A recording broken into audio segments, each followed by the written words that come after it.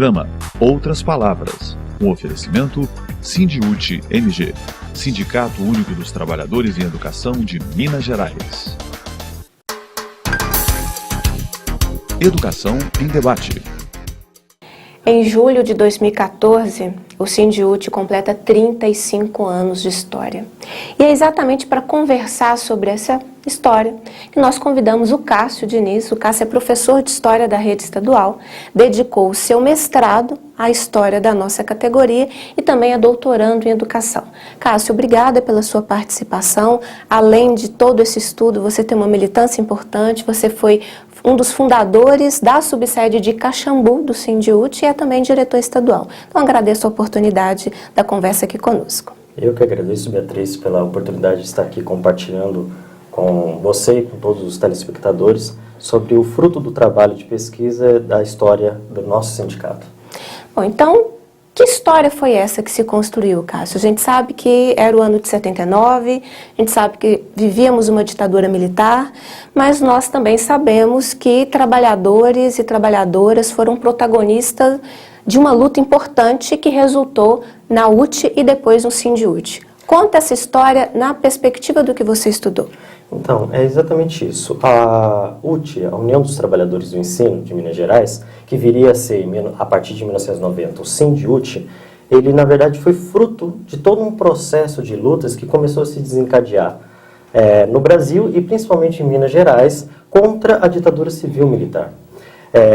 Apesar do movimento sindical mineiro, o movimento sindical docente brasileiro já anterior a isso, o ano de 1979 foi um divisor de águas no nosso estado, e principalmente para o movimento sindical docente mineiro, no sentido de que, até então, o fenômeno do sindicalismo era baseado muito no associativismo docente, no qual os professores eles se organizavam a partir de entidades que apontavam mais um caráter que a gente acredita que no final dos anos 70 já não existia. Por exemplo, o caráter missionário, o caráter sacerdotal do professor, mas já nesse período, devido ao avanço do sistema educacional brasileiro, do processo de transformação, da universalização do ensino e dentro do contexto da chamada modernização conservadora do capitalismo no Brasil, a educação se expandiu tanto que o professor ele acabou sofrendo um processo no qual ele começou a ter mais uma identificação enquanto classe trabalhadora. Ou seja, o professor começou a assumir, a partir de sua prática, o caráter classista de sua profissão, mas infelizmente as associações que existiam na época, as entidades representativas, não tinham esse caráter. Isso provocou uma ruptura em 1979. A famosa greve de 1979 teve como objetivo tentar resgatar toda a valorização profissional do docente e também de demais outros profissionais da educação. Aí podemos colocar também o funcionário de escola, o secretário, o servente, até mesmo outros cargos existentes dentro da escola e também nas superintendências, que antigamente eram as chamadas delegacias de ensino, tanto que criou essa ideia de trabalhadores em educação. É um termo que, lógico, não foi consenso geral naquele período, mas foi se firmando a partir de então.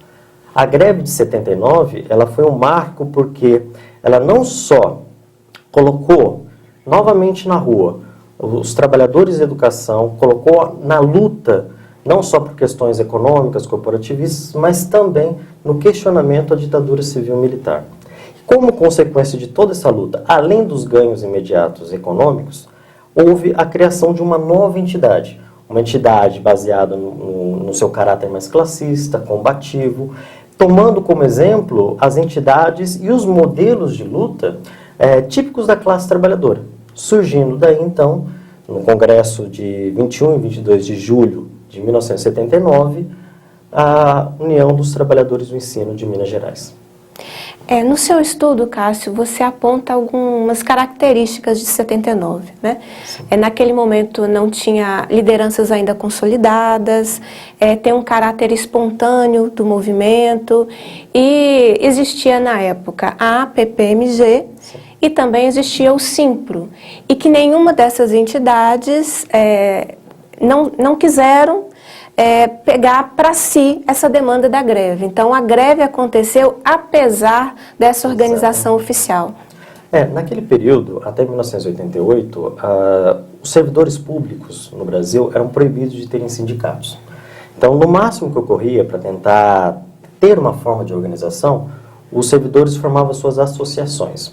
No caso de Minas Gerais, surgiu na década de 60 a Associação das Professoras Primárias de Minas Gerais, que com as reformas do sistema educacional brasileiro, adotou o nome de Associação dos Professores Públicos de Minas Gerais.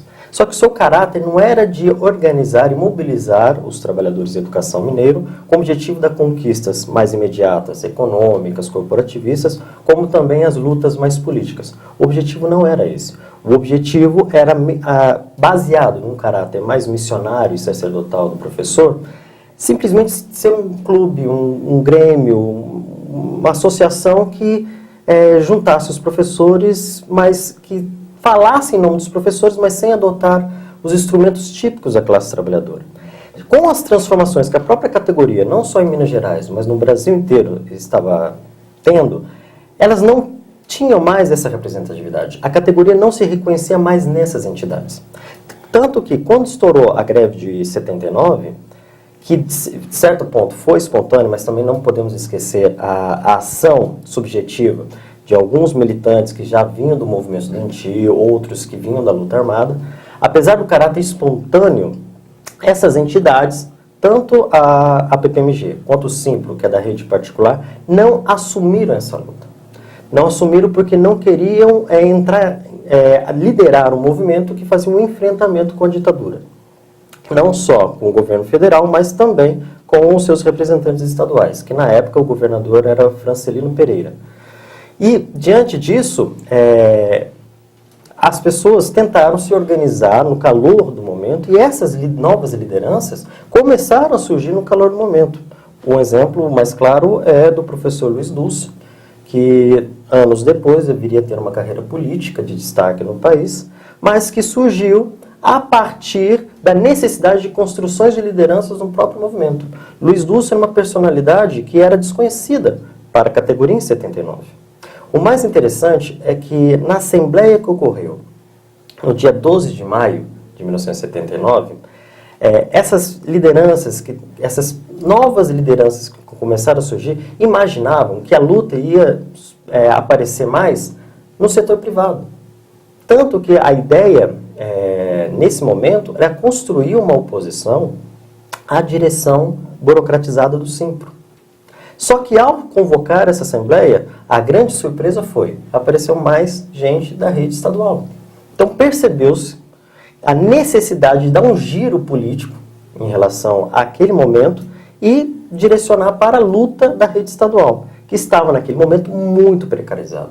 Se a gente pegar os valores, que a gente teve acesso aos documentos da época, nós podemos ver salários que a gente imagina que no passado era melhor, no passado tinha mais os melhores salários, melhores condições de trabalho. Na verdade, existia uma realidade bastante parecida com a nossa.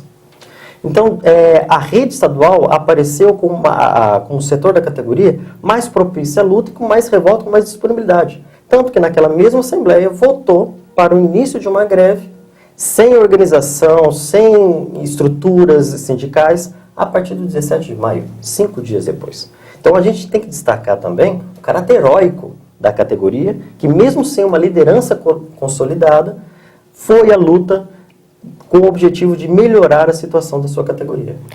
Bom, Cássio, para finalizarmos, qual é o saldo 35 anos depois? Então, a gente costuma falar que nós observamos a história enquanto um processo.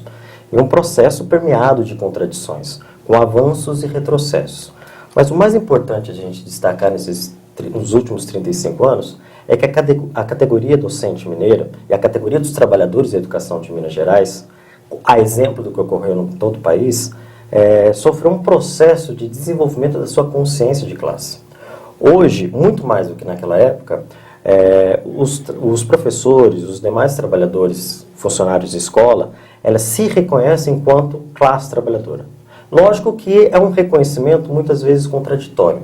talvez não é expresso em palavras, talvez não é expresso em comportamentos, mas expresso em algumas ações. Por exemplo, instrumentos típicos de conquistas de suas demandas, que os professores hoje adotam, como a greve e a organização por meio de um sindicato, são típicos da classe trabalhadora, principalmente da classe operária fabril. E os professores hoje adotaram, lógico, com algumas contradições, mas adotam desses instrumentos. Isso é uma evolução, é se reconhecer enquanto classe, e à medida que vai se reconhecendo quando parte de uma classe social inserida na sociedade capitalista, ela começa a unificar as suas lutas com o objetivo de colocar em prática o tão desejado sonho de construir uma sociedade justa, uma sociedade igualitária, bem diferente do qual nós vivemos hoje. Você conheceu um pouco da história do Sindicato Único dos Trabalhadores em Educação, que neste ano completa 35 anos de luta. Cássio, obrigado por partilhar conosco do seu estudo. Eu que agradeço novamente a gente poder estar compartilhando dessas informações importantes. Acho que não só para ficar nos livros, mas ser divulgado e debatido com a categoria. Que ela precisa conhecer a sua história e, principalmente, ajudar a construir essa história.